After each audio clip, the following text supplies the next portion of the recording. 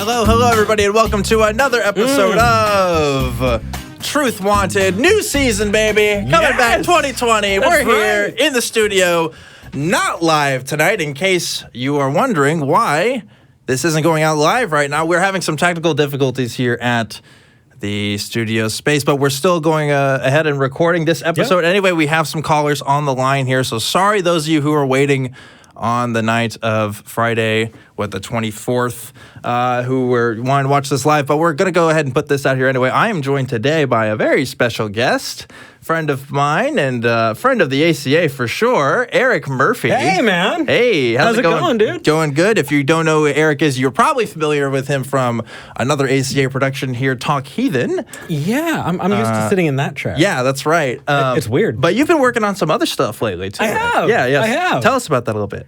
Oh, well, so I started my own channel that's not part of the ACA, and it's been really good. I've actually been sitting down and having, like, these long conversations, not with, like, just regular, but Christian apologists. Yeah. Specifically sitting down and talking about that and doing an in-depth dive in it and showing that you can do it without screaming. Yes. Yes. So I like that. That fits into what we're kind of doing here with Truth Wanted, as you know. Yeah. I remember talking to you, this was in 2018, about starting Truth Wanted. Absolutely. Because you were getting, when I first met you, you were just getting started with Talk Heathen. That's right. It was like right before. And then I was like, hey, I got this idea. Do you think it's good? And like you helped, said, yeah, this is good. Oh, You dude. can do it. And now we're here now, about a year and a half later, still going strong. And it's been really, really cool. So I mean, it's been amazing watching you get involved. It really, really has. The day I met you, I realized you were one of the kindest, just warm, emanating, good human beings that I've ever met. And the fact is, I was so excited to hear that you wanted to be in front of the camera because I think that you've just got the face. You're just a good guy, man. Wow. And just seeing Truth Wanted and seeing where it's gone, dude. yeah. I'm super jealous. There's really cool stuff. I'm looking at the calls. Yeah. And I'm just like, how come these people don't call Talk Heathen? It's super neat. Yeah, well, like right now, just for those of you, I mean, the only people listening right now are the people on the phone. So we got possible conspiracy theory stuff. We're going to look at maybe some astral projection. We're going to talk about tulpas again. So we got a couple different people here. So we're going to talk about it. Okay. Yeah. So again, sorry for folks who want to watch this live. Unfortunately, we can't do that. But this pre-recorded episode will go out when it is. And we are on Discord right now. So folks, if you're listening on Discord, you can still call into the number on the show there. And it's going to be at the bottom of the screen as well. Of course, you can't see that while it's live. But go ahead and call in for that. And we will release it when we release it. But yeah, things have been really cool. We're just getting started with the new season here, folks. I've got guests planned all the way till the end of March, and then even more so. So look forward to seeing more shows happen, more things happen, because we're getting the ball rolling again for 2020. I'm really excited, man. It broke my heart when I saw that you needed that there was a little break between the end of the year and starting this. Yeah. But dude, you're ready. Started from the bottom. What's happening? Now we're here. Good. Yeah. That's how it goes. So we got some calls here. Okay. Well, you want to just jump right in? Dude, whatever you want to do, man. Let's just jump right in. Can I say one more thing? Yeah, for sure. So I was on here when you were doing practice episodes. Correct. And so you got going, and a few months ago, I remember I was like, I want to see the episode that it's not on. It never Is it not on there yet? Oh, man. So there's a bunch of those. Well, so what we've done, if you actually subscribe to the channel, because some people, they just, watch the shows, but if you watch, we upload clips and stuff, and those pre-recorded episodes that we did, in case you don't know, we did some kind of pre-recorded kind of practice episodes. We've slowly uploaded those over time. I'm just proud to say that this season, I got Truth Wanted. You're the first. Dude. First one. I got all dressed up. Yeah, I know. You're dressed nicer than me. Usually, I'm the nicest dressed person, because sometimes, I'll just have somebody over the internet and they'll be in a T-shirt or whatever. But you're looking sharp. It's because I get to be here with you, man. Oh, well, thank you so much. Thank you so much. Let's get straight to the calls. I want to go to Curtis here in Colorado, who's been waiting online here. Hey, Curtis, can you hear us? Hey, Curtis. Hey, how's it going, guys? Going all right. Welcome to the first episode of Truth Wanted in 2020. You're our first caller. How's it feel, Curtis?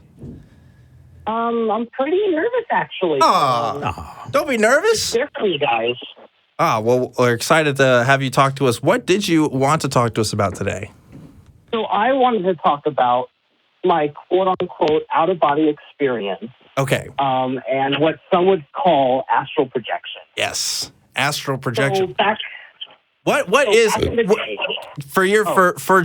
for people who aren't familiar, Curtis, what would you say astral projection is? Like, what would you say your definition is? So astral projection, you could call it kind of like an ability to leave your body and travel what some would call the astral plane. Yeah. It's kind of interesting. Some people would call it like an out of body experience. That feeling if you ever. It's a pretty unique thing where it feels like you're leaving your body and you go like going to another dimension almost, right? I've heard different things. Exactly. I guess there's different pop culture ideas of it. I've seen some where it's like you feel like you're seeing yourself out of body. I've heard stories where people astral project and they go on another plane of existence and talk to, I don't know, Satan or angel or other stuff like that. But you're saying, Curtis, that you yourself had an out-of-body experience. Oh, yeah.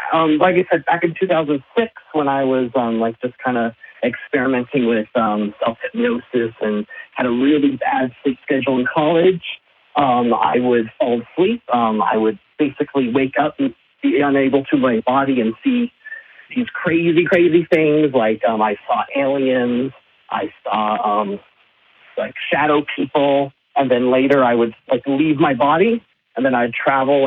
I would open up my door to my dorm, and the hallway would open up to this infinite space, and I would be able to leave just basically shed my body, become a mode of light, and travel the astral plane, what some people would call it. Wow. Okay. And so do you believe now, today, that is literally what was happening to you? Some version of you was traveling through some sort of other dimension or astral plane? Or do you think you were messing with your brain chemistry? Oh God, a lot of it's brain chemistry. I mean, it's funny because when it was happening, I was actually just found a little show called The Atheist Experience back in 2006. Yeah, I never heard of it. I don't know it. Yeah, I know. Yeah, it's a. Yeah, who cares about that show? Yeah. But anyway, I basically was also studying my major in psychology, and I was doing some brain biology classes. I think without those, I could easily have believed in this stuff. So it could have been it feels pretty real. So what do you attribute to those experiences now that you've kind of read more on the topic? So I think a lot of it is just, part of it is brain chemistry. Our brains aren't the most reliable things in the world. Our perceptions can be altered with chemicals. Heck, what I was doing, I didn't have any I wasn't doing drugs, but it's still, with lack of sleep, and if you mess with your sleep schedule and try to kind of hypnotize yourself, it's going to probably mess with you a little bit. What do you think, Eric? And what do I think? Yeah. Well, I actually have... So I had an out-of-body experience. Did you? I did. It was back when I was trying different shamanistic drugs because I wanted to get in touch with the collective unconscious. Well, time out. What's a shamanistic drug? Is that different from regular drugs? It is. You got to go to the shamanistic CVS to get those drugs? Honestly, you got to know a guy. Okay. No, I'm talking about things like ayahuasca, peyote. Oh, shit. You did peyote? I don't want to talk about it. Okay. I do want to talk about Salvia divinorum. Okay. Salvia is much less of a burdensome thing. All right. And actually that's what I had my out-of-body experience on is I had a sitter, and all of that, made sure I wasn't around sharp objects. And then I took a big hit of Salvia and I looked up and I was flying over the Santa Monica Pier. And I could see the people on the beach, and I could see the waves in the ocean, and I could see the carousel, and yeah. But afterward, I didn't think I actually went there.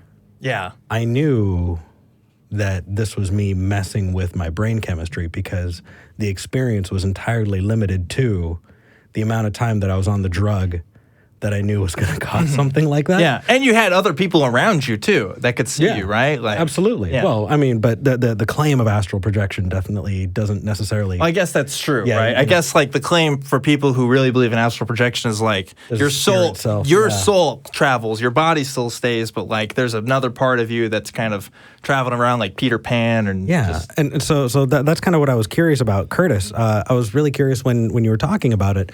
Is I wanted to see how your experience was different from my experience, because go ahead, sorry. Oh no, I was gonna say because ultimately, I would want to know how to tell the difference between messing with your brain chemistry and having that kind of unreliable experience. Yeah. And how to tell that apart from this thing that's called astral projection. Like how do you falsify that kind of claim? And what was your method in determining, Curtis, that it was just brain chemistry and it wasn't actually something spiritual or otherwise going on? Well, first, I mean, in the end, it's a subjective experience. It's a claim you can never really objectively prove.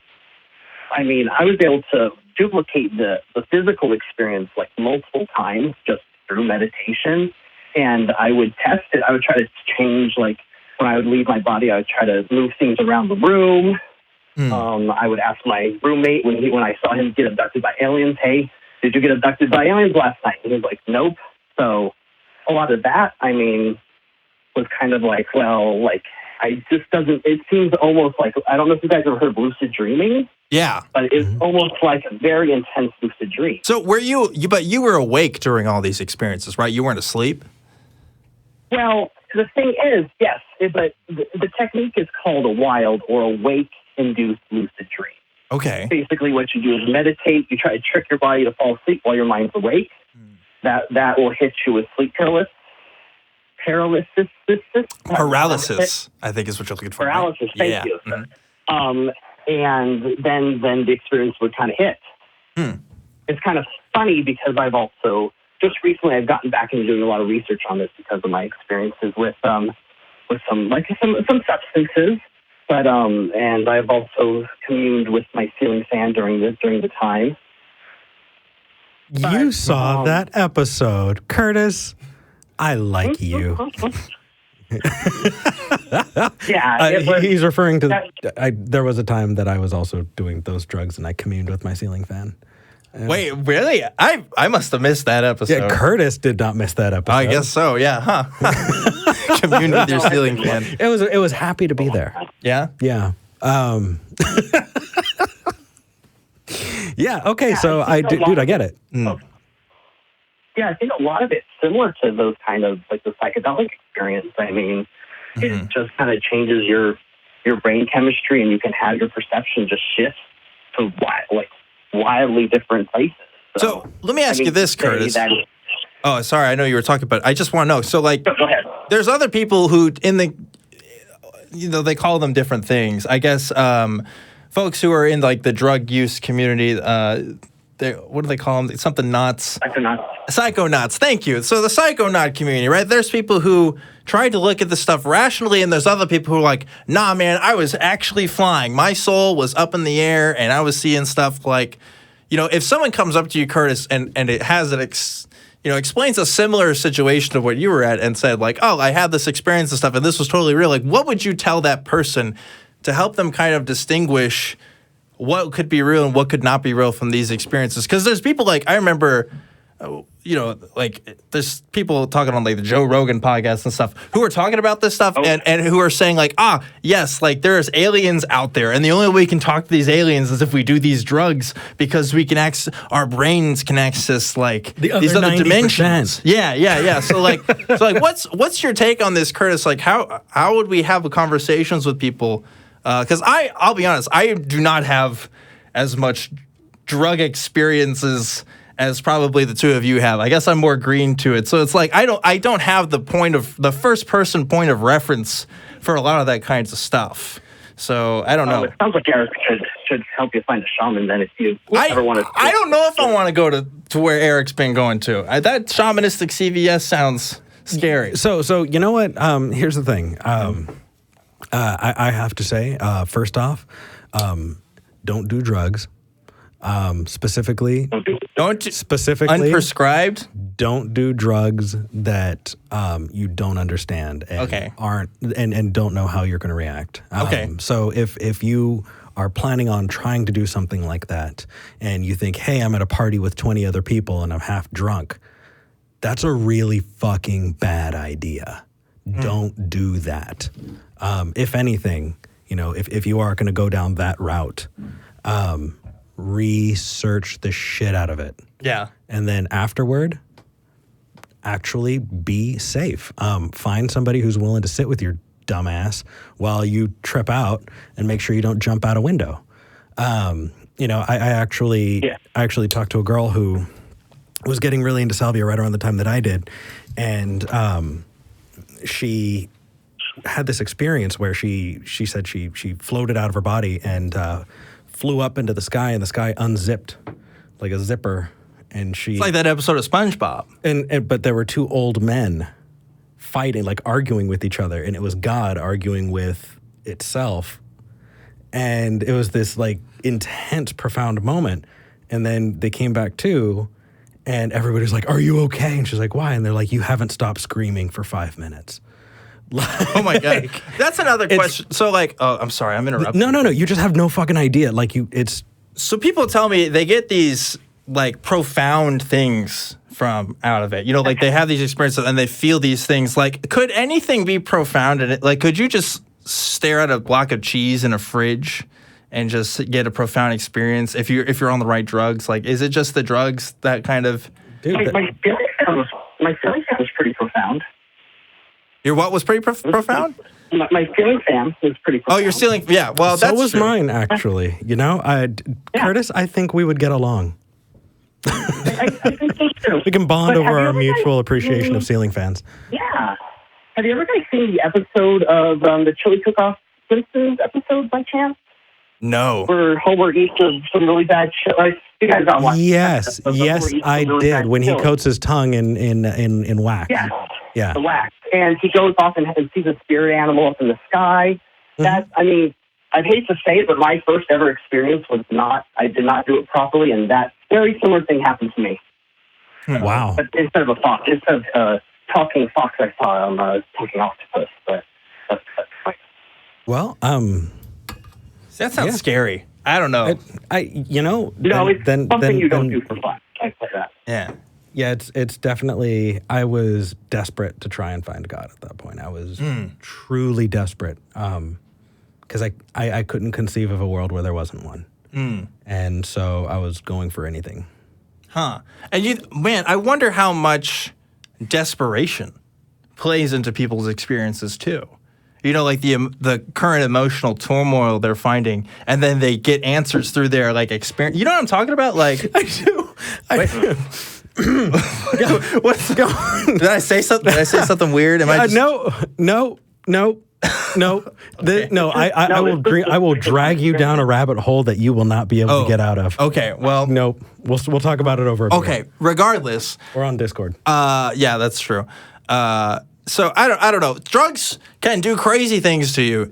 I don't think you should rely on your experience with drugs to tell you about things in reality, real, right? Like I guess are true about the world. Yeah. Yeah, you can get profound moments, and maybe you can get something that helps you. But I guess I wish people were just more cognizant of the fact that hey, you were on drugs. Yeah. That thing wasn't you didn't actually fly on the moon or whatever. It didn't put money in your bank account, and it definitely didn't make you wiser. It seems like that's a thing I see where it's like, oh, this actually happened to me, and if more people did drugs, they'd see the same thing. It's like I feel like if I did drugs, I'd be chill for 24 hours, and then I just live my life again. I don't know. Maybe that's not true. Maybe I need to do more drugs. But well, with it becoming decriminalized, I'm just warning you guys. I'm sure Eric's already going to be aware, but this is going to become this spirituality thing is going to become way more common. Oh, I bet. I bet. And that is job security for us. Right? Yeah, I guess so. We get people calling in while they're high and stuff, and then Really? I don't know. It could happen. Yeah. Right. I'm sure I've had a number of them call in. Hi. That's right. Yeah. I'm sure I have too. But anyway, Curtis, I want to thank you for calling in today and talking to us about your experiences and your revelation post those experiences and what they mean to you now. That was really interesting to talk about. Absolutely. Oh no, the human brain's a fascinating machine. Thanks, guys. Sure is. Yeah. Well, you have a great rest of your night. Take care, brother. Now, I want to point something out here for those of you who are watching Truth Wanted or fans of the show. You may remember a caller who a few weeks back called in and said, hey, something's going to happen on December 15th. You might not know what I'm talking about, but there was a caller who specifically said, hey, something's going to happen December 15th. We ended up not doing a show that week or That's what anything, happened. so I couldn't tell you that, right? That's what happened. There you go. But like he had this Checkmate, thing, atheists. he said there was going to be a prophecy and stuff. And I just want to give an update on that for those who don't know. Nothing happened, of course. I haven't heard back from the guy. He's never emailed me. He never, I mean, obviously we didn't do a show since then, so he hasn't called in, but yeah, you know what I'm talking about? There was a guy who said, a same guy that said I was a wizard also said something was going to happen that week and But you are a wizard. Am I? Aren't you? I don't know. Sorry. No. So I actually had a similar thing happen over the break. There was a witch that called into the show, a voodoo priestess who said that, I asked her if she'd put a curse on me. Yeah. And my teeth were supposed to fall out about a week ago. Oh, that's crazy. This same guy also said that he wanted me to go to a forest nearby in Austin to show me some magic. And I was like, I'm sorry, I can't partake in that because I don't know what that means and I don't know what's going to happen. That is an illicit rendezvous, my friend. Yeah. I mean, I don't know. I can't touch that, but he wants to meet the wizard. Just to update folks, nothing happened there. I haven't heard from him. So it's okay. If he calls in and explains what happened, maybe we can have a conversation about it, but nothing's happened since then. But anyway, I want to go to our next caller here. Okay. I want to go to Laura in Arizona. Hey, Laura, you are sort of live, not really live on Truth Wanted. You're on the show. What's up, Laura? Hey, Laura. Well, I sure hope I'm alive. That would kind of suck. Well, I meant the show. The show is not currently live. We're not broadcasting live, but this will be uploaded later, so you're on with us today. So how's it going? Uncut, unfiltered. That's right.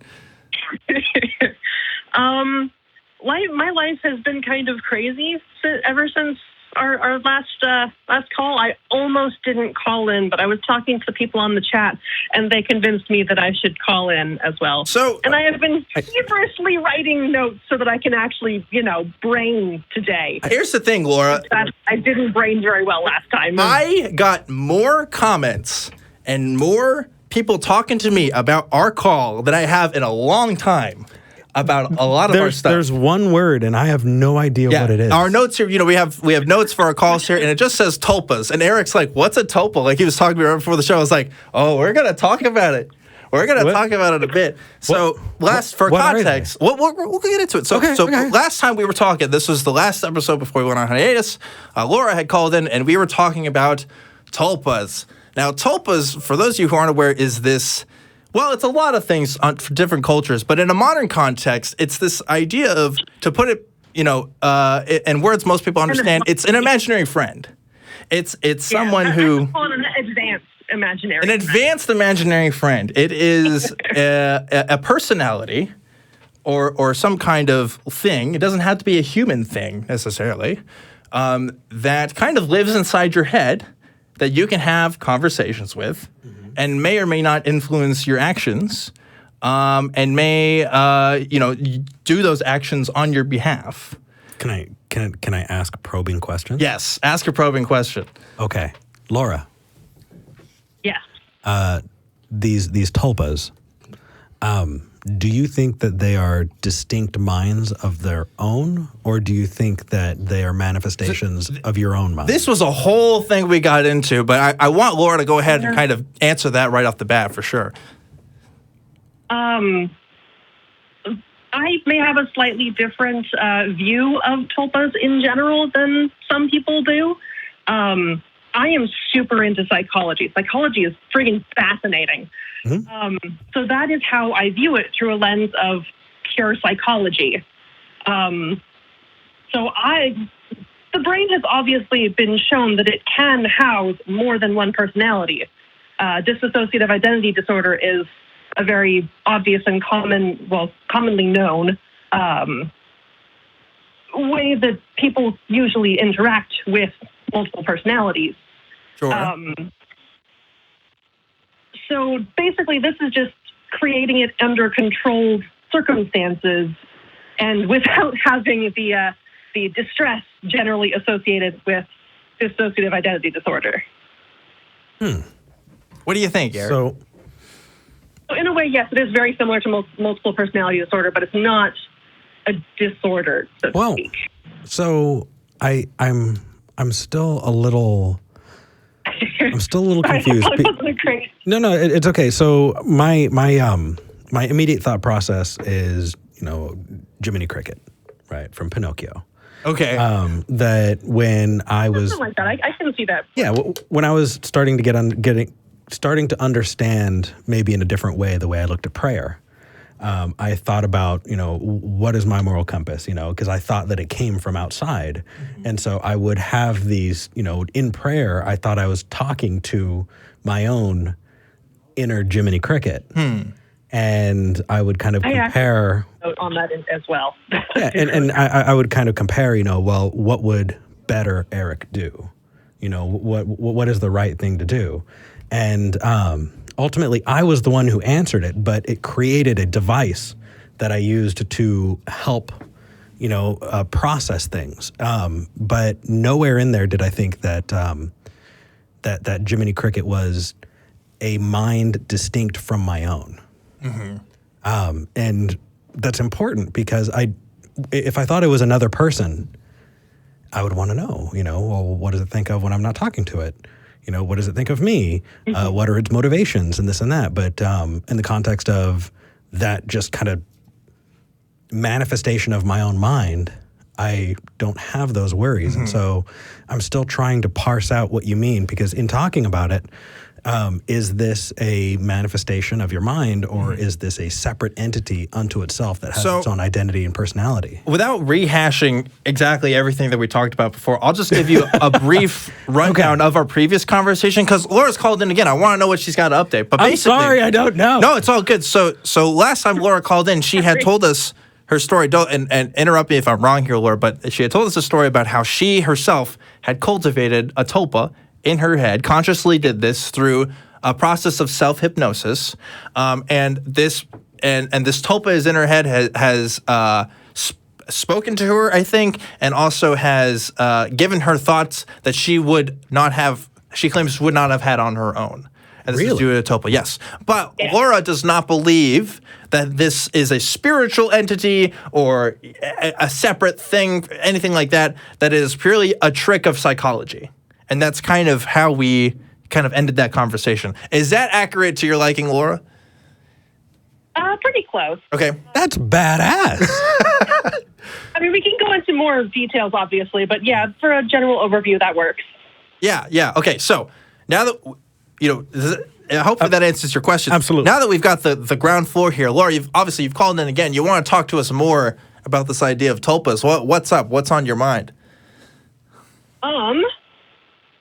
Well, we can go two different directions. Mm-hmm. One, I can talk more about my tulpa and my understanding of tulpas, or we can kind of go off on a different rabbit hole and how religion can possibly use or has possibly used the same kind of psychological tricks with prayer.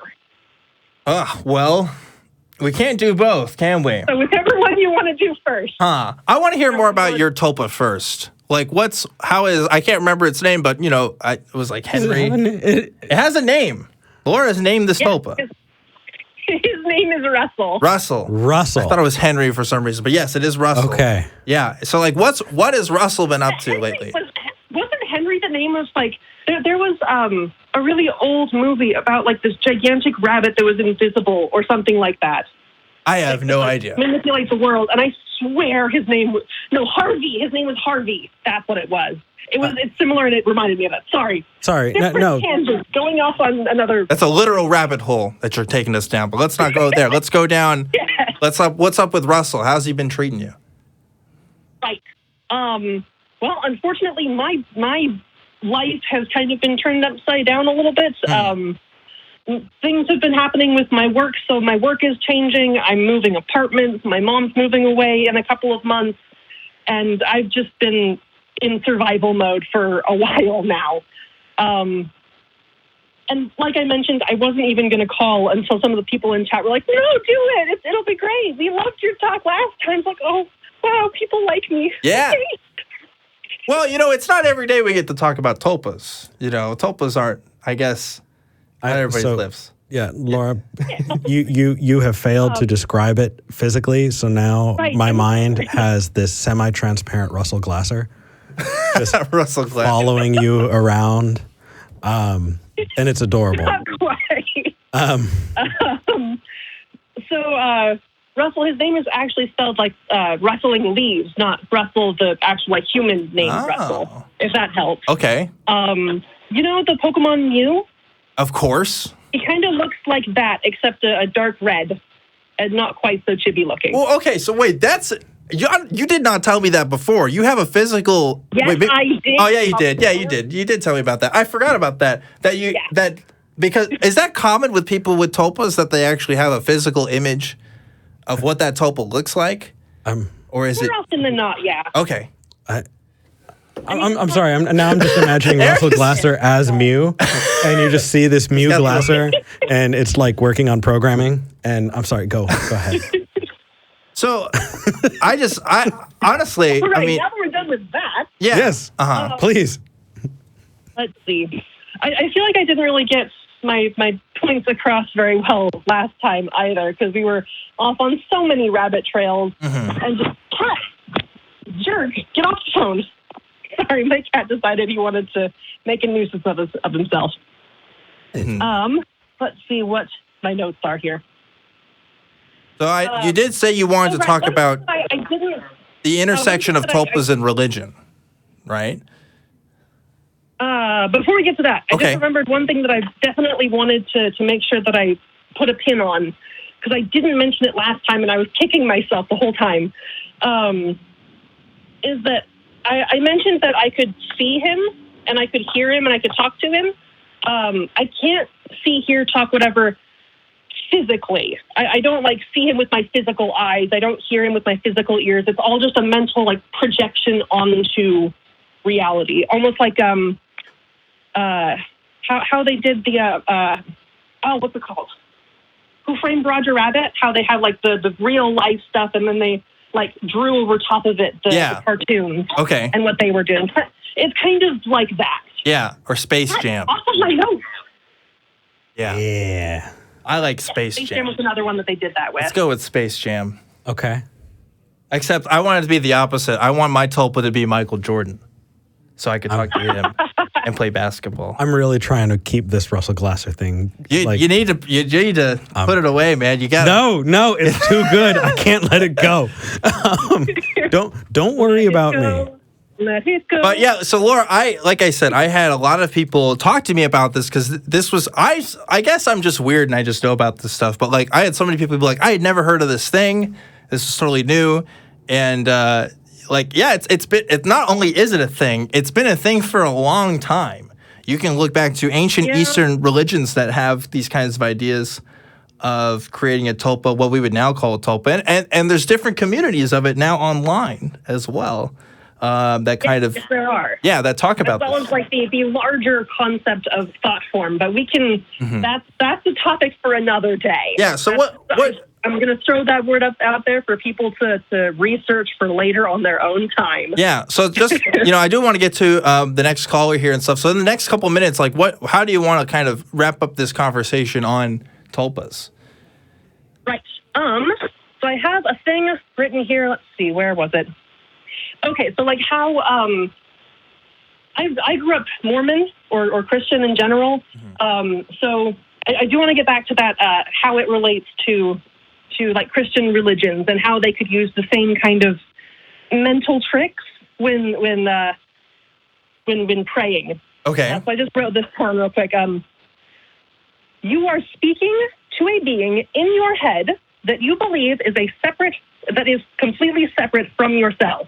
Okay. Fully expecting them to respond in some way beyond your conscious control. That describes perfectly both a tulpa and Jesus or God when you are praying to them.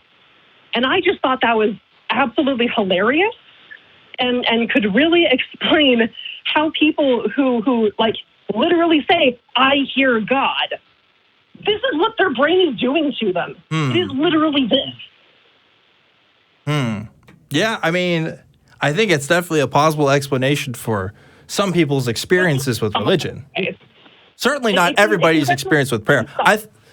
I just to point out, prayer means different things to different people and how people experience prayer. It's not always talking. I guess just thinking about the way that I was raised to think of prayer then. Yeah. You look like you have something to say on this, Eric. No, I want to hear what you have. I mean, the way that I was taught to do prayer was almost kind of like you are mentally writing a letter to someone. Well, the history of prayer in the Christian religion is actually pretty interesting. Actually, there's different divides on how people should pray and stuff, and what that prayer process looks like, what should be asked in prayer. Obviously, if you go to a Catholic church, they got pre-written prayers for you, right? But also in the Eastern churches, they had different ideas of prayer. In fact, if we're talking about in the times of Constantine and stuff, when we're talking about the Orthodox Christians and stuff, they have this idea of prayer as more of a meditation that we might have now. And it was actually like looking at the Bible and reading it and experiencing the scripture in kind of a meditative state. And that was kind of considered a form of prayer. Yeah. So there's different kinds of prayers that we can kind of look at and see maybe how this kind of model of prayer, call it the tulpa model of prayer, lines up, right? I think in some circumstances, yes, when people are like, Jesus is telling me these things, and they're getting specific answers. I don't think I've ever experienced that, but I've talked to people who've said that, certainly, and I've seen people on TV say that stuff, and that might be what's going on if it's not just outright a con job, if it's like, and that's not exclusive to the Christian religion, obviously. I think you could talk about this on that as well. Different subject. I want to make sure. So when I was young, I would pray to Jesus, and I would feel like this what people say is like that feeling of just complete and utter love that they would feel from Jesus. Yeah. And I have felt that too when I was praying. I have actually felt that from Russell as well. That exact same feeling. Really? Yes. Interesting. That's one more tick in the box. Putting yourself in a focused state, it can make you feel certain things, I guess. Like you can get feelings from that. That is also true. I don't think that, obviously we would agree that it doesn't have to be supernatural explanation. No. Right? That was a nail in the coffin when I was able to experience what I originally thought was the fruit of the Holy Spirit, that good feeling, and realizing, oh my gosh, I'm feeling it right now, and I'm listening to secular music. And I had what I would describe as spiritual experiences in a non-Christian context. I've told this story before about how I meditated with some Hare Krishna Hindus once, and I was really feeling some stuff there. And it's like, whoa, none of these people believe that Jesus is their savior or anything like that, and yet people are still feeling something. Now, some would say that's maybe, because there's a universal thing that we're all connecting to. Oh, right? Sweet baby Jesus. That's a thing. People say that. I know.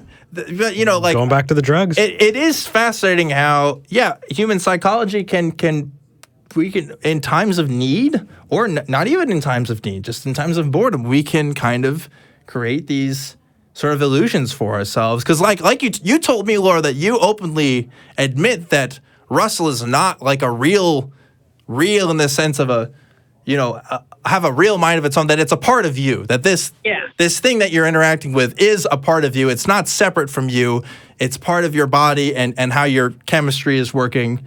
Like, you don't believe it's anything spiritual. And I would wonder what other tulpa people or other communities that follow tulpas would say to that, if they would agree with you or what that looks like. Two things. First is most likely it probably depends on how they view the soul. I don't think that souls exist, so I'm also kind of viewing it through that lens. Also, that segues perfectly into another thing that I have written that I wanted to make sure I didn't forget. Okay. Let's talk about that. And let's go ahead and wrap up this call, if you don't mind. Yeah, this will probably be the last thing that we do. Okay. So whatever it is that you want to call, that I have labeled me, quote unquote, whether it's my mind, my soul, my body, just everything that I have labeled me is just brain chemistry. It's my brain doing brain things. Mm-hmm. And all I'm doing with tulpamancy or with religion or whatever is trying to control that chemistry, or like the way that chemistry is perceived. I don't think of what I consider quote unquote me as anything really different than what I would consider Russell at this point. Or any other tulpa.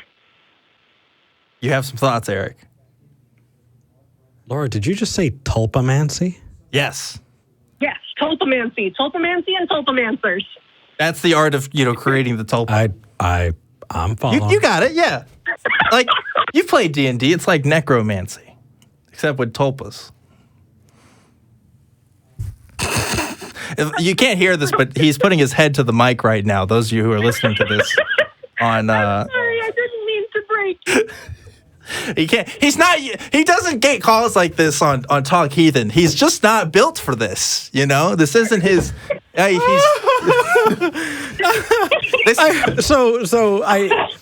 You have to realize, Laura. I use just this horrible self-effacing humor on myself, and there is just so much to laugh at with the word tulpamancy. Listen, you're going to get the tulpa community up in arms, dude. Please, tulpa community, call me. It's a funny word. I will grant you that. It does sound funny saying it out loud. It sounds very self-important. I just... I don't know, man. What do you call the act of creating tulpas? What would you call it, huh? Tulpamancy sounds pretty good to me. That sounds pretty cool. I'm a tulpamancer. What's up? Fight me, right? I'll make a tulpa in your mind. That's how I'll fight you. See, as scary as that. See. Here's the thing. Laura, I know what I can and can't do. I'm a tulpamancer, I would say call my show. Yeah, and that would be great. But if I was taking a class at a university and my professor was like, "Oh yeah, and I'm a tulpamancer," I'd be like, "I'm out." Right. But anyway, Laura, I think that it's. I'm in the same boat as you. I consider everything about myself to be a part of my physical self. I don't really view much outside of that.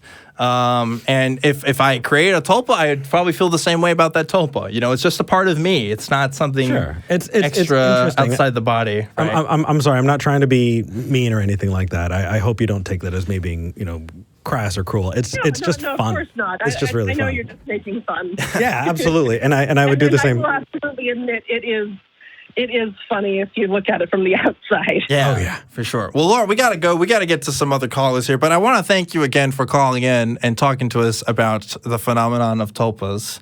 And please, you're very welcome. Yeah, feel free to update me on any more tulpamancy as it happens. All right.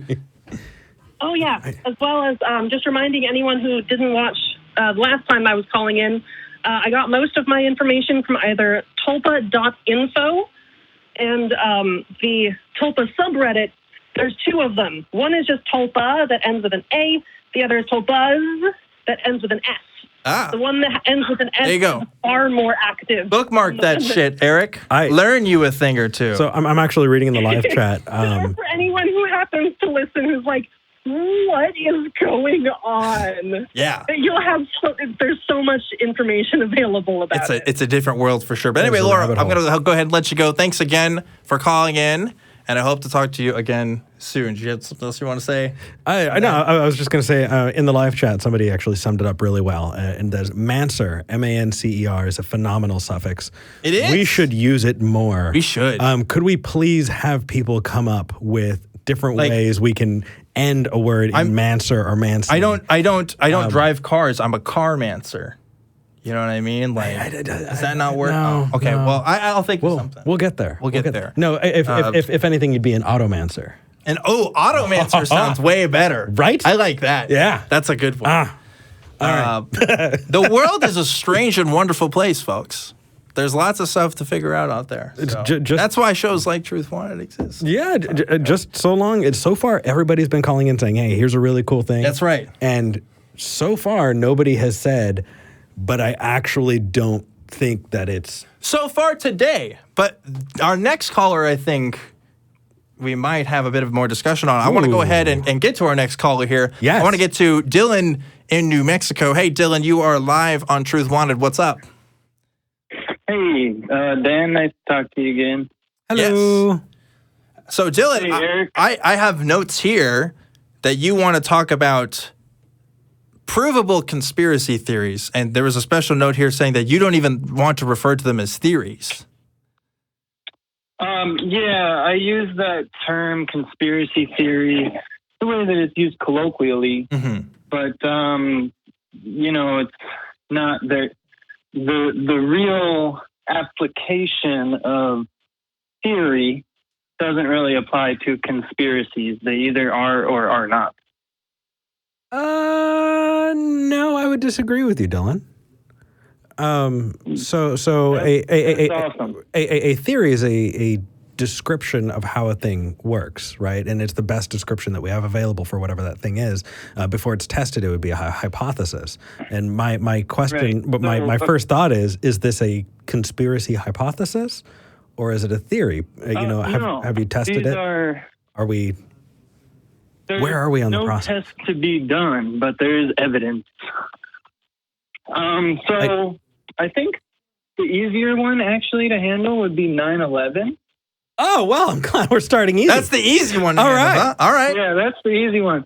But I did also want to briefly mention Eric, and this is coming from a place of love. Your show, Talk Heathen, was the one that got me hooked on ACA programming and led me to Truth Wanted. Yay! Oh, yay.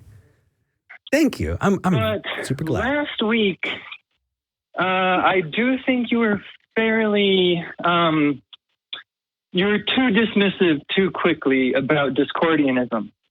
So I would really just, I would encourage you to take a look at that book. We have not talked about Discordianism on Truth Wanted. That would be an interesting thing to explore. So here's the thing. For the sake of this program, would you mind if we kind of shifted a little bit? And can I summarize it in one sentence? You can summarize it in one sentence, and then I want to talk about 9/11. Absolutely. Okay. Nailing it down felt like nailing Jell-O to a wall. Discordianism? Yeah, I think that's the point of Discordianism. I think it's very close. Yeah. I just wanted to answer one question. You said, how is a Discordian different from a skeptic? I consider myself to be a Discordian and a skeptic. So they're not. I think the emphasis with Discordianism is this tongue-in-cheek sort of all of reality can be humorous if we want it to be. Ooh, I would call that like a Terry Pratchettist. Yeah. All right. I think so. But Now, I want to submit, Dylan, until we get a call about Discordianism, because we have not introduced Discordianism on this program, and there's many people who are confused. And just so we can give context to the situation, I'd love to talk about it, but I want it to be another time. I know that you called in about next time conspiracies. Specifically, I have notes here, 9/11 and the JFK assassination. For some reason, 9/11 is the easier one of the two. I wouldn't say that, but evidence. There's more evidence that 9/11 was a conspiracy? That there is okay, so I wouldn't say the event was a conspiracy because the event was an event. Okay. Was there a conspiracy involved? Yes. Were they involved in a cover-up? Yes. Did the tower have explosives planted in it before by the CIA or anybody? No, it did not. Okay. So let's break it down. Conspiracy, yeah, let's break it down. What is your version of the events of 9/11? The true version? No, I won't be that much of a dick. But yeah, I think it's all actually pretty linear. Okay. It is very sad. I am not happy that those people died. That sucks. But as far as who's responsible, why did the building fall down? It looked like a demolition, all of that stuff. Can you give me like a chronology of events? Like what was the chronology of events? Yeah.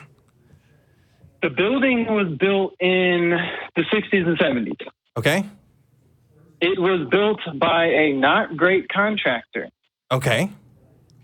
There is evidence that and now this has not been proven in a court, but there is some evidence that the same company, the same contractors that built the Twin Towers had also built other buildings in 9/11 that they basically only got those gigs because of kickbacks. Okay. And they didn't do as good of a job as they possibly could have.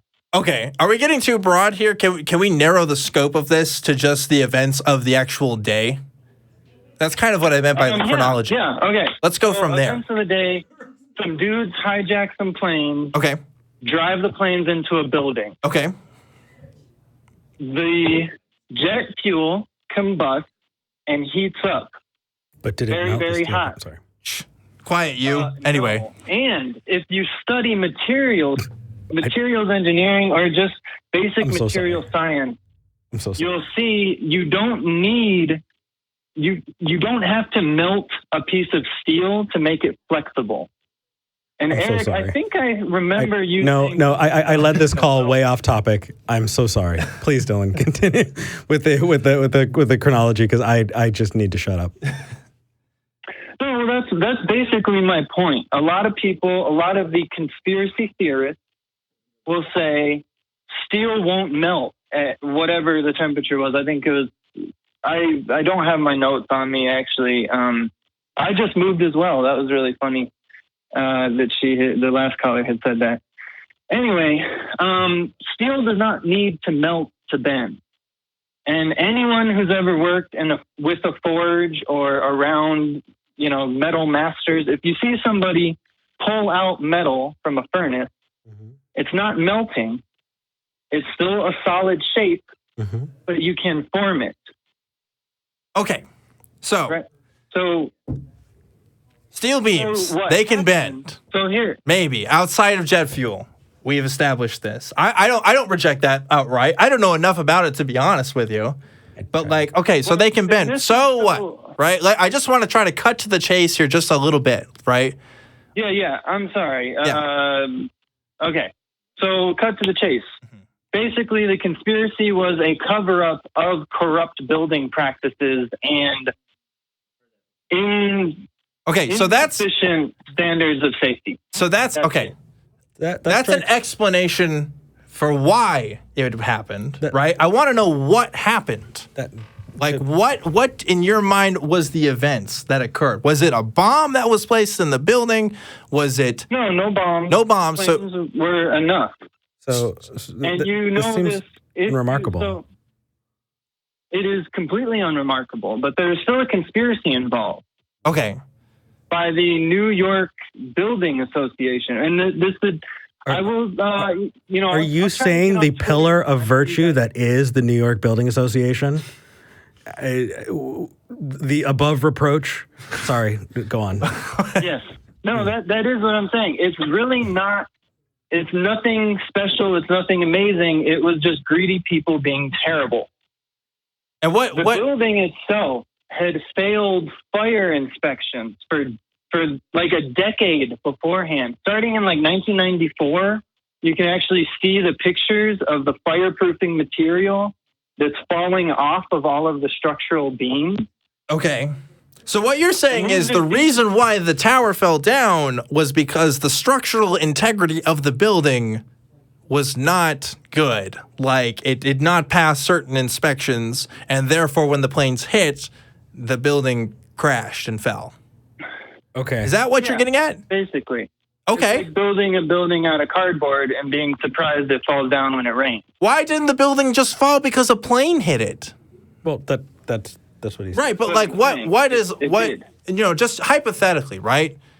I'm not necessarily disputing any kind of charges of a malpractice in building inspection. Well, I'm more interested in, okay, why can't we just take what it is at face value, in that, a plane hit a building? Like, is the implication here that if the building was up to standards of code, that it wouldn't have fallen down if a plane hit it?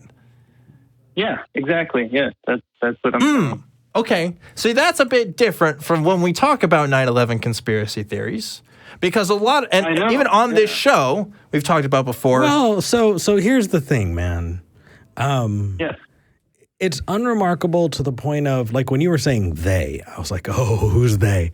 I need to know who they is. Is it the Illuminati? Is it the lizard people? Is it the Bilderberg group? But it okay. I mean, if there's sufficient evidence to point to poor business practice. Okay. So and there is evidence. I actually I also seen JFK in here. Maybe there's some remarkableness in there. Quick one too. Is there is there greatness? I'm shining here. I'm panning for shiny. Go ahead, Dylan. Help me. So there's direct evidence that somebody in the government has some culpability for the JFK assassination. That is just vague enough that it might be true. Can we get more specific? Yeah, there's a video of somebody, and I could send this to you guys both on Twitter or by email or whatever. But there's a video of right before they turn into Dealey Plaza, a commanding officer comes up and tells the two Secret Service men that were supposed to be sitting on either side of JFK's limousine. This guy walks up and tells them to stand down. And they're like confused about it. You kind of see them look at each other and go like, hey, what's going on? I don't know. Fuck it. All right. And then like 30 seconds later, the president was shot in the head. Wait, were these guards of the president? Was this their commanding officer? They were, you don't get a real clear picture of who tells them to stand down just from the back. But these were Secret Servicemen? These are Secret Servicemen. Okay, so if I was a Secret Serviceman, I'm putting this out here, Dylan. If I was a Secret Serviceman, why the hell would I listen to anybody that wasn't my commanding officer to do anything?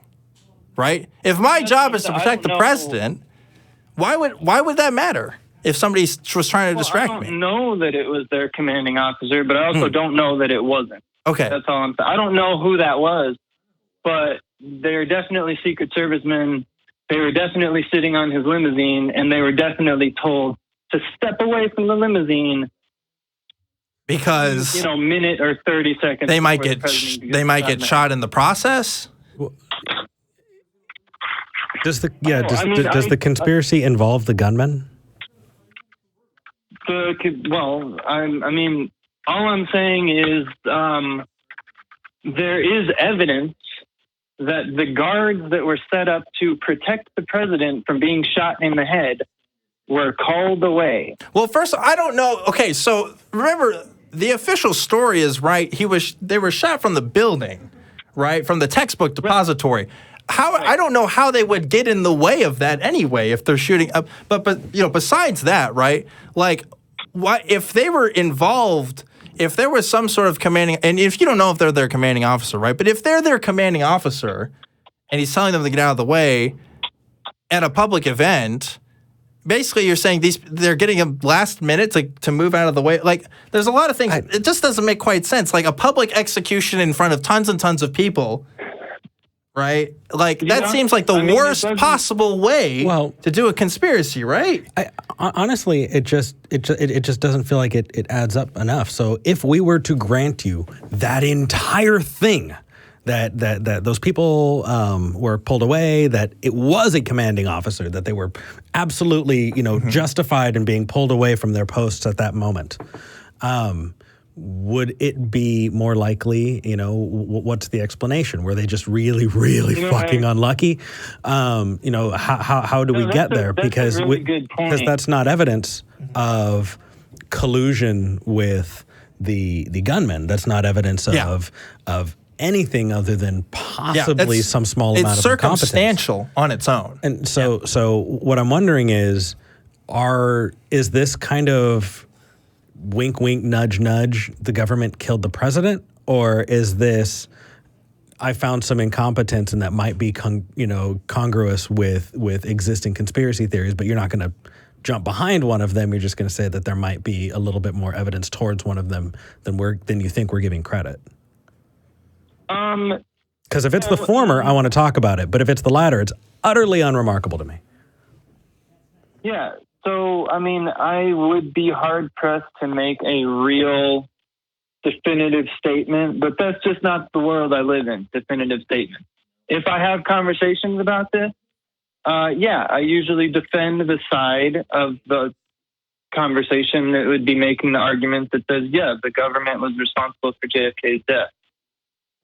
So, but you are of the belief that the government was responsible for JFK's death? Tentatively, yeah. Okay. I mean, I think it's enough that... I do want to just give merit to what Eric said. Perhaps, and that's not something I ever thought about, perhaps they were called away for a legitimate reason. There was something more important than protecting the president. I don't know. I don't know what was going on in that brief discussion. But it seems fairly unlikely that the first president or as far as I know, outside of, very outside of our historical presidents, JFK was the first president in modern history to ride around in an open limousine. So I've always thought that was weird. I've always thought that it was strange that they called off his guards, and I always thought that it was very weird that he got killed just a minute after that. So maybe a lot of those things are weird, right? Maybe that's kind of unusual given the circumstances. But again, I just want to point out, so far from what you've presented me, everything is circumstantial. And I also don't know, and maybe you have more thoughts on it and you haven't expressed it here, but just to say, the government killed him, well, the government is a lot of people, and there's a lot of people involved. It's a highly organized process. Sometimes not as organized, but it is most of the time a pretty highly organized process. And it's going to take more than one person to do something like this, and more than one person is going to be on a need-to-know basis for this kind of a plan like this to happen. Oh, yeah. And if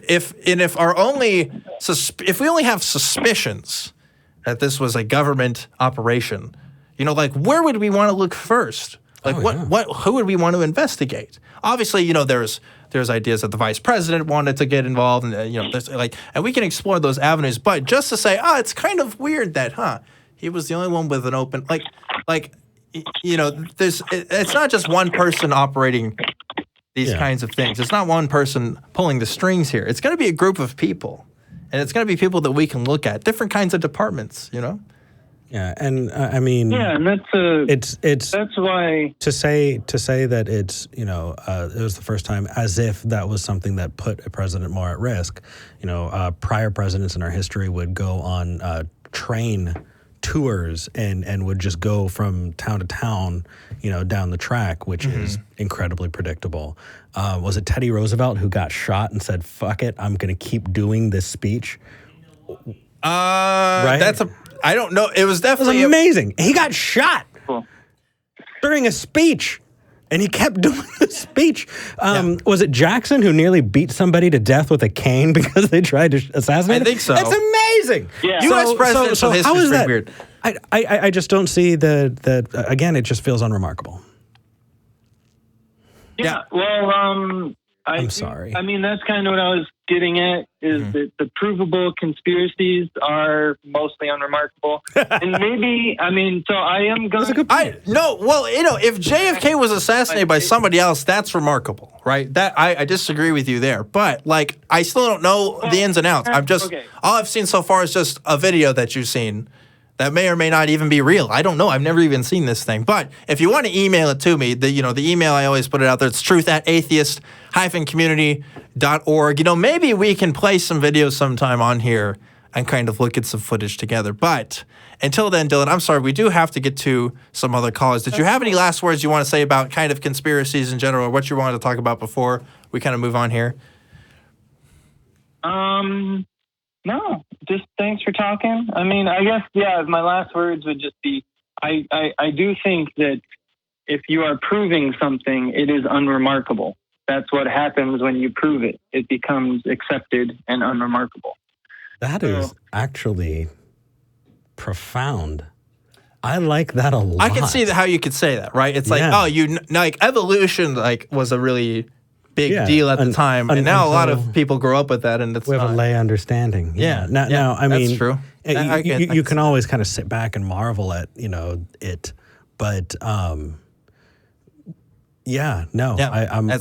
like that. Well, Dylan, thanks again for calling in. Thank you. Next time, please talk to us about like any other stuff you want to bring to the table for us to discuss. That's totally cool, but I'd love to expand beyond just, hey, I saw a video one time. Yeah. You know what I mean? Because that's not a lot for us to work with. It's not, but it did get me thinking about something kind of profound, the way he put that. That when you can prove something, it takes something remarkable and makes it unremarkable. But I think we need to, and this is just me, I think we need to appreciate the unremarkable a whole lot more. I had a conversation with somebody about love. And this idea of the one, that there has to be this one person put on the planet for everyone. And, the fact is, we're just here. And the idea that you can find a person or people that you can love and build a relationship with and create unique experiences and bond with and live a fulfilled life. The fact that you're not the first or the only. Does that make it less remarkable? Well, I mean, I guess, but at the same time, it's still just as beautiful. Eric, you're pretty unremarkable, but I still appreciate you a lot. Exactly. Same here, man. Same here. You fall within a bell curve. That's the meanest thing I've probably ever said to you. I feel bad about that. No, I don't think that's mean at all. Because here's the thing. Oh, okay. My unremarkableness means that I'm not so fucking unique that I'm unlovable. It doesn't make me so special as to think that there's something broken about me that can't be fixed. Okay. Yeah, I see what you're saying. Yeah. And that's wonderful. Okay. Yeah, that's a good perspective to have. Damn straight. It's like the problems that we have, like most of it's been experienced before, right? There's nothing new under the sun. You think that your life is falling apart? Do you think your neighbor 2 doors down gives a half a fuck about you? Or that they know what's going on in your life? Because they don't. So this is why I bring Eric on the show, because when I talk to people about 9/11 and JFK conspiracies, I do not come up with motivational speeches afterwards about loving each other. And I love that. That's great. That's great. But anyway, we got 2 more calls here that I want to get to before we wrap things up. At the end of the night I just want to say I am so sorry that I have been dragging you all over the place this entire episode. No wonder you haven't asked me back for a year and a half. I get it now. No, I get it.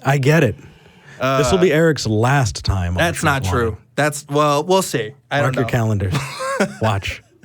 I want to go to our next caller. I want to get to Tim in Washington. Hey, Tim, you are live on Truth Wanted. What's going on, Tim?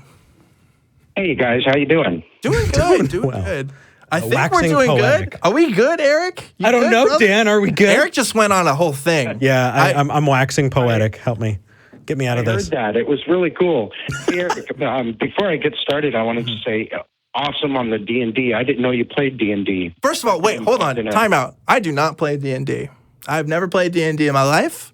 So I'm not a fucking nerd like Eric is. Just kidding. I'm just kidding. Oh, there's a lot of O's in the studio right now. Everybody here has probably played D&D except me. Yeah, the live chat's going to hate you. So here's the deal, Public enemy number 1 has just been marked, and it is me. I promise you, I'm going to fix this. I'm going to fix this. I'm going to run a one-off. Do you know why? And if I get the opportunity, I will try and live stream. Side note, here's the reason why I bring this up. This is a big deal. It's the last like nerdy thing besides like LARPing that I haven't done. And I just want to keep that distance, you know? No, embrace it. Embrace it. Okay, anyway. It's so good. We'll talk about this later. We're going to throw some dice. It's going to be great. Tim, We're you gonna get wanted to pizza talk about... and Mountain Dew. Jesus Christ. Tim, you wanted to talk about paganistic atheism, I see, in the chat here. What does that mean?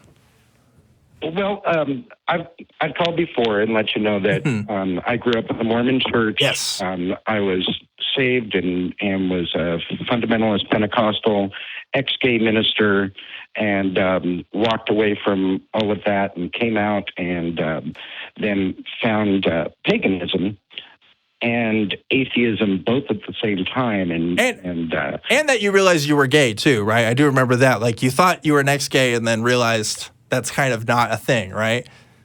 It's kind of not a thing. And of course I was really hoping Tim was going to be No. That's not me. Just to clarify, because Tim has called into the show before. Former pastor who was part of an ex-gay ministry and then did realize that he was gay still, that, right? And that it didn't kind of, whatever they did to you didn't really work, right? Yeah, because, well, first of all, God is non-existent, so of course he's not going to change me. So, so all of that. So I was not changing, and I was making my ex-wife's life miserable. I was miserable. Our daughter was miserable, and I finally just said, you know what? I gotta just forget about this reparative therapy shit and move on with my life. And so that's what I did at 38. So. Yeah, and it's a really incredible story. I can't remember which episode we talked about it, but I'm sure if you look up Tim from Washington and look up his call, I definitely recommend you guys check it out. But I do want to talk, again, more of this idea of paganistic atheism, because I'll be honest, I don't know what that means. Like, what is that paganistic atheism? You know, I'm probably the only druid on the face of the planet who actually does not believe in gods or anything like that. Wait, I believe he is Tim identifies as a pagan, as a druid pagan. As a druid. Yes. Okay. So I rolled a druid a number of times. I'm actually playing a druid in one of my campaigns. You know, and honestly, druids in World of Warcraft, that bear form is fantastic. What the hell is a druid, Tim? Very well, my form of druidry is very just in tune with nature. If I am feeling very stressed out, one of the things that saves my sanity is to just go and sit underneath a particular oak tree in a park in our town, and I seriously just kind of ground myself. I don't think it's anything spiritual. I think it's just literally I'm there in nature and just kind of focusing on who I am in this world and that type of thing. Druids tend to really focus on the woo-woo, in quotation marks, magic of nature. I look at nature in a completely different way. I look at nature naturally, not supernaturally. My understanding of druids is completely turned on its ear from this, because I need to completely redefine druid, or you, sir, are going to be ousted from the druid community as not meeting some prerequisite of something. Help me. What I mean, could we replace it? Are you not a druid? Maybe a naturemancer? Yes. I'm a naturemancer. Yes. And I've been ousted from my coven because I'm an atheist and I refuse to believe that the gods and goddesses are a thing. I believe that they are okay. Going back to Laura's conversation, they are kind of tulpas, as far as I'm concerned. They are kind of a visual. They're kind of a visual that that represent a certain aspect of whatever you might be meditating on. This is me weaving these concepts together now, dude. This is like a tapestry. I'm seeing it. Tim is the hero of this story in a world Tim railed against the system. Tim, you have to believe in the gods. I refuse the gods. Dum. So yeah, okay. Tim, my understanding of druids is exactly as you described. It's just like, well, I think of like RuneScape, and it's like dudes in robes that like worship nature. To put it simply, right? It's like, and obviously there's different forms of that, and what exactly they worship and what they mean when they talk about nature. But like, I don't know what it means to be a druid and to be an atheist, because I've only known druids to know like nature gods or nature forces. I guess if it's not explicitly a god, I guess you could worship some sort of force of nature, or even is worship even involved in that? Like I want to talk about that paradigm because that's hard for me to. I'm with Eric here. It's hard for me to wrap my head around that. In my viewpoint, I don't necessarily worship anything. However, if I'm trying to focus on a particular aspect of my own life and how I want to either change it or how I want to calm down, I generally go toward the Celtic gods and focus on them and what they represent within nature, such as Cernunnos is the god of the hunt. And he is also representative of the green man who changes and walks through the wheel of the year, the cycle of the year. Okay. And so I kind of focus on that to see, okay, I'm looking for this change in my life. How can I make the steps? But I focus on Cernunnos. It kind of gives me that because we all sort of need a focal point in whatever we want to do. However we think, whether we meditate or whatever, there's some sort of focus that we as humans like. It's one of the reasons why we have tens of thousands of gods out there. Okay. So let me try to break this down to see if I understand, because I think I get what you're saying. You don't necessarily believe in the literal truth of any of these stories. Let's call them, I don't know, druid stories, right? Pagan stories. Myths. But you find inspiration from the fiction enough to where it does inspire and guide your life in many ways. Is that kind of very much so? Okay, yeah. So like I like this idea. So I was a Boy Scout. I guess I still am. I got a lot out of nature growing up. I went on camping trips all the time, and one could say I meditated on nature and my role in nature and what that means and stuff. And like I could definitely see how if I attach that to a mythos, that becomes a bit more real to me, and that becomes kind of a guiding principle. And it doesn't have to, it can be anything. I know people who have gotten really inspired by Harry Potter and have wanted to live their lives like more of the characters in those stories. So yeah, I can totally see what you're coming at here. Do you get what he's coming at here, Eric? I agree. We're open-minded. Yeah. And at the same time, there is truth wanted here. Yes. And we're agreeing that there is no truth in this statement, simply that these are tools to help you, correct? So, yeah. Well, Tim, cool. Tim's not saying the literal truth of any of these mythos. He's not saying, this, I don't know, druid being definitely exists. This druid force definitely exists. But he's saying it's more of a guiding principle. Is it druidic? Druidic? Yeah, I guess so. Thank you. I guess so. Naturomancer? Yeah. So here's my question, Tim, because I feel like at least I have a deep appreciation for nature, and I'm also an atheist. Can I be a druid too? What's the requirements there? You could be a druid. You could be one of my Grove members. I don't know. I don't know what that means, and I don't know if I want to be a part of your Grove. To be honest with you, one guy. Look, I'm sorry. I already got the offer to go into a magic forest with a wizard who said I was a wizard. So I'm just kind of taking a step back from offers of. Don't get me wrong. That's not what I was really offering. Okay. Yeah. A grove is a druid version of a coven, basically. Okay. Yeah. And that's what the druids call their covens. Eric's like, I've played D&D. I know this, right?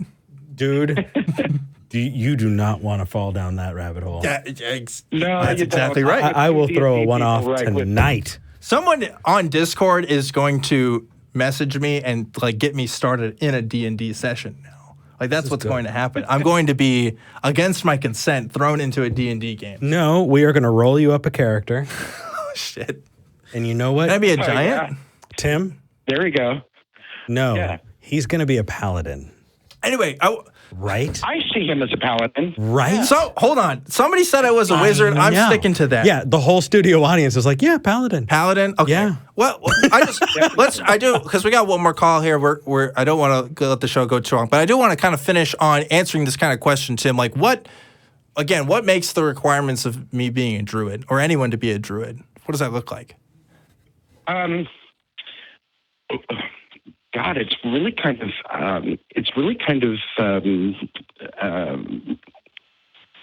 visceral in my. It's not really. You can't really pin it down. Really, it's how you want to live your life. I'm sort of on the periphery of druidry, basically because I don't believe that these gods are real.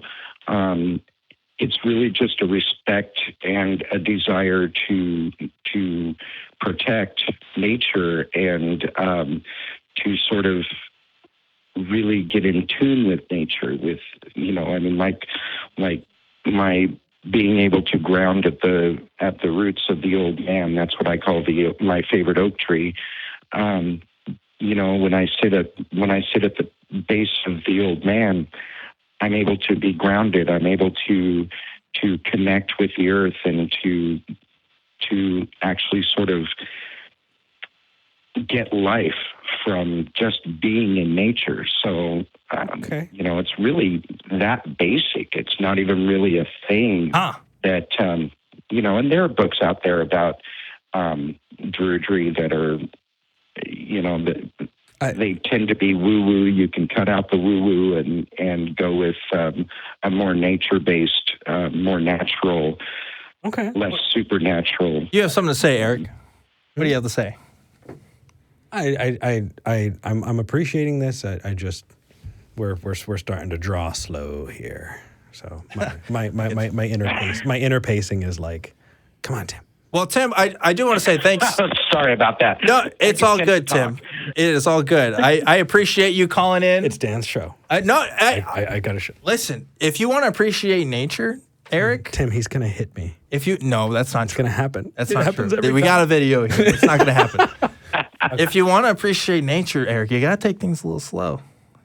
Go sit down, go outside and sit next to your oak tree. I encourage all the listeners at home, go outside and sit next to a tree. I guess it's not an oak, wherever you are. Some of you don't live by oak trees, but let's. But oaks are nice. Oaks are nice. That's true. Nice. But you have other tree options. Anyway, I want to give a thanks to Tim again for calling in. Thank you, Tim. And I would like to explore more druidic concepts in the future. But until next time, I want to give you a thanks for calling in again and telling us about your experiences. And I look forward to hearing from it soon. I'm just trying to wonder, am I a druid now because I like nature? No. Is that just...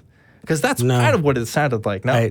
I will teach you the ways of Dungeons and Dragons. It will happen. In the meantime, I want to tell you, I've been giving tulpas another thought during this. Okay, give me your extra thoughts on tulpas. Well, so actually, I've discovered my own, and his name is Russell as well. Is it Russell Glasser as a Mew? I've discovered my own, and his name is Russell as well. Okay. No? I don't get it. Boo. I'm sorry, Eric. That's okay. He was trying to put a thing on the TV. I was doing a thing. It didn't work. No. Yeah. Hey, there we go. That still works. All right. Damn it. Good.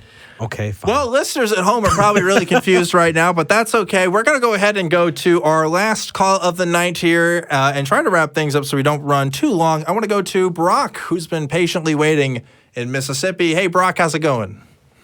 Hey, what's up? Good talking to you guys. Absolutely. So what did you want to talk to us about? Well, first, if you don't mind, I'd just like to say I'm a former D&D player as well. And actually, that was part of my beginning to question religion because I was kind of attacked in high school by some of the religious people that claimed that was devil worshiping and that kind of thing. And wait, hold on. Your parents let you play D&D? Yeah. Well, I had to swear not to. Like that. Yeah. Listen, I saw Stranger Things. Seems like, they were playing D&D and everything is all right, Dan? Yeah, but anyway, just this will happen. We're going to make this happen. All right, okay. Okay. But no, my topic, I was just curious. I'm still mostly a closeted atheist. Mm-hmm. And one arena I've just kind of gradually expanded into is just kind of Facebook, adding some atheist friends and such. And, I enjoy talking about everything. Politics and is one thing that comes up often.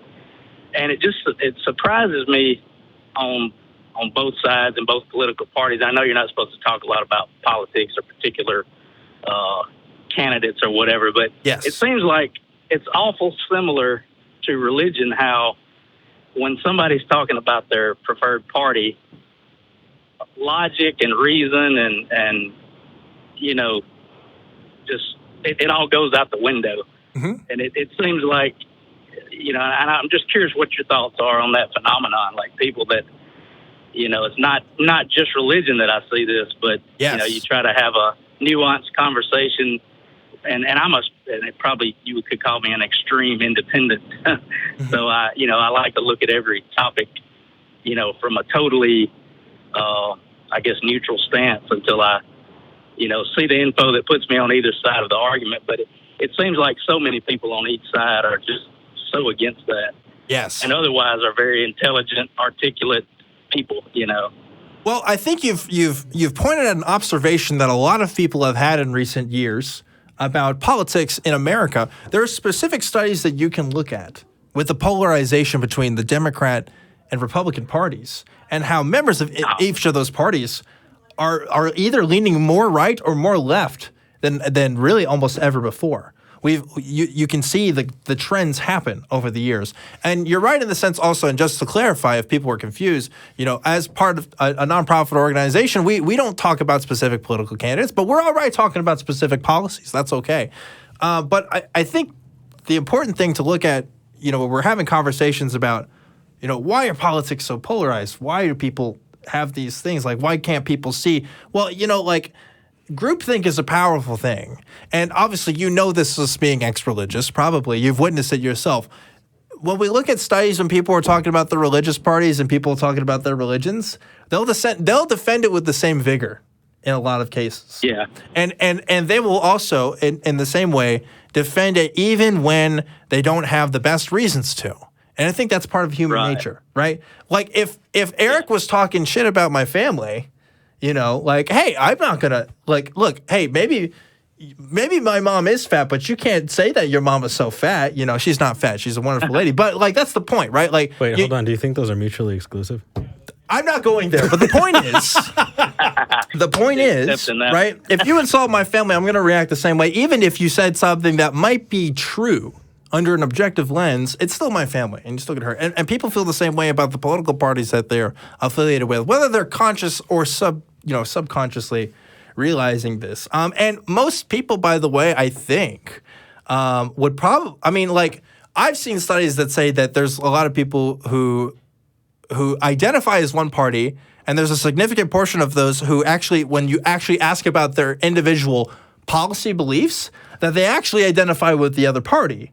But they don't realize that because they don't know enough about their own party and their stances and stuff like that. I've seen stuff with that specifically for people who identify with Republicans. I've seen that they have had issues on healthcare and stuff, like they're actually for Medicare for all and all this other stuff, which isn't something that a lot of Republicans talk about, but it's more of a Democrat thing. But they've been introduced to this one party their whole life. It's what they know.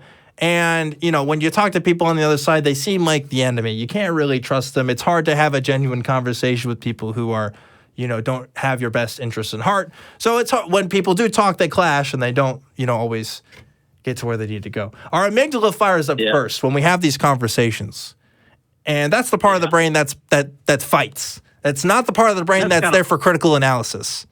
So right, yeah, that's true. Yeah. And I've always kind of thought that that's a reason that we badly need, more parties and more independence, because it seems like just having two inherently magnifies that tendency to polarize and, create the tribalistic view of things. It's interesting. I thought in the 2016 election, we would see a greater rise in the independent vote. And we didn't really see it too much. I don't know how it's going to turn out in the future. But people are wary of being in an independent party because it's just as foreign as the other parties. In fact, I'd say it's even more foreign because you don't see as much exposure of that in the media. I'd say you've probably seen more exposure in the media in 2019 of the independent parties than you probably have of any other year that the news has been a thing on TV in this country. I don't know. That's a hypothesis, but I imagine that's probably the case. We in the United States have not considered independent parties for a long time, and I think the conversation is going that way more. But I don't know. I could be wrong. So okay, well, appreciate your thoughts. Always like to hear your point of view, and big fan, and glad to finally talk to you guys. Now, here's what I will say, Brock. Before we let you go on this, and this isn't alluding to anything that I believe or what you believe, but there is a fallacy that some people take when it comes to voting independent, because they say, oh, well, I see some problems with the left, I see some problems with the right, and so it seems like independent is the way to go, right? And there are some people who would say, well, that's not actually the case. Just because that you can see flaws in both ways doesn't mean that one couldn't be more correct than the other.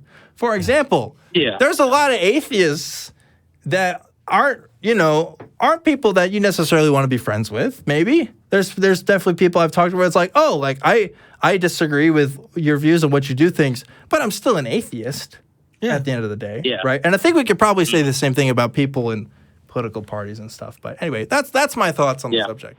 I don't know, Brock. Okay. Yeah. All right. Well, do you have something you want to add on that, Eric? Or no, I just have. Come on, Eric. I have super personal experience on that last thing you just said. I remember first starting out here and volunteering for the Atheist Experience. I was on the crew, and we went to Star of India afterward, and we'd have all these different people every single week, and one person in particular stands out in my head because he was sitting there. It's just like, I'm so glad that I can be around other free thinkers who aren't afraid to question.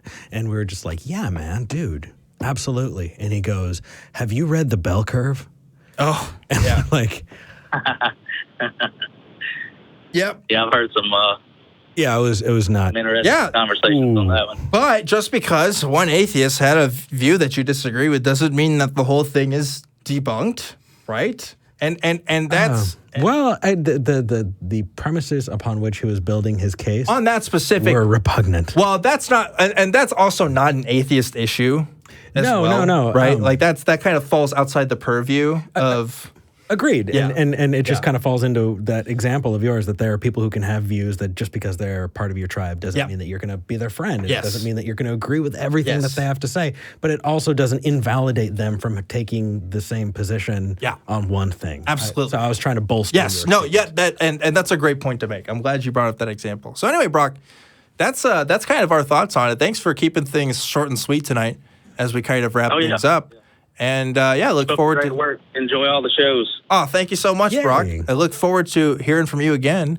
We're coming down to a close here on this pre-recorded episode of Truth Wanted. Eric, thanks again for being on the show, bud. Dude, so I've got to say, the community around this channel and this show is amazing.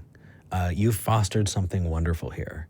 And the discussion, the heartfelt piece, is more than I ever could have hoped for when I said that you absolutely and pushed you to do this. I'm really, really happy, and I'm really, really proud, and I'm honored to be on it. Thank you for bringing me on. Thank you for being on the show, bud. I really appreciate it. And for people who want to check out some of your stuff and what you're doing now, where should they go? My most popular thing and the thing that is right here at the atheist community of Austin is Talk Heathen. But if you want to follow my independent projects, you can go to youtube.com/Eric D. Murphy. And there are links to everything. I do a Twitch stream, and I have a podcast that I haven't done an episode on in a long time. But there's just tons and tons of stuff. You can check that out. Yes. And definitely go check out some of that stuff. Eric is a cool guy. You're just so nice to me, and I really do appreciate it, Eric. I appreciate the confidence you've given me to make this thing happen, and it's been really wonderful. So glad you get to be a part of that. You know what, man? I just talked a lot. It's the people on the other side of that wall who are there supporting. That's true, and we need to thank our folks in the back, our crew that helps make this show happen every single week. There's that crew. If you're watching after week, month after month, the video stream there, that is our crew. And they not only help this production, but also Talk Heathen, also Atheist Experience, also Godless Bitches, also everything that the ACA does here. So yeah, they are people worth knowing and people worth having around. They're great people, and I love them, and they make this show happen every week. So props to those guys. Absolutely. Those of you watching, you see us at a convention, you think it's awesome to meet us. How about meeting the people who are here before we get the here? real masterminds and behind are here after we leave to our make program. This happen. Absolutely. So if this is your first time listening or you want to hear more, definitely check out the Truth Wanted YouTube channel. Be sure and like and subscribe there. But you can also find this show on iTunes, Spotify, or wherever else you get your podcasts from. We have a Facebook group. It is a Truth Wanted Facebook group. And you can follow me on Twitter at ObjectivelyDan, where I post stuff about the show there. I'm also on Discord sometimes, and I think we're going to pop into Discord for just a little bit here. So if you ever watch the show live and you want to have just kind of a one-on-one with us, like not on the air, but you just want to kind of talk to us, Discord's a good place to do it, so be sure to check us out when we're on there, and Eric will be joining me tonight as well. And if you really like this show and you want to make sure that this show gets known whenever we have our board meetings and we're looking at the stats on the shows, you should donate to patreon.com/truthwanted. What's that again? Patreon.com/truthwanted. Oh my gosh. And that sounds amazing. All of that money goes to the atheist community of Austin and helping in producing shows like this one. So please consider donating to that Patreon. Eric, do you have any last words before we wrap up this awesome first episode of 2020? Dude, I wish you all the best in the new year, and I can't wait to see just the continuation of this growth and this community. I love it. Thank you. Thank you for having me on. You are absolutely welcome. Thanks again, Eric. That about wraps it up for another episode of Truth Wanted. Remember to always keep wanting the truth, and I'll see you next time.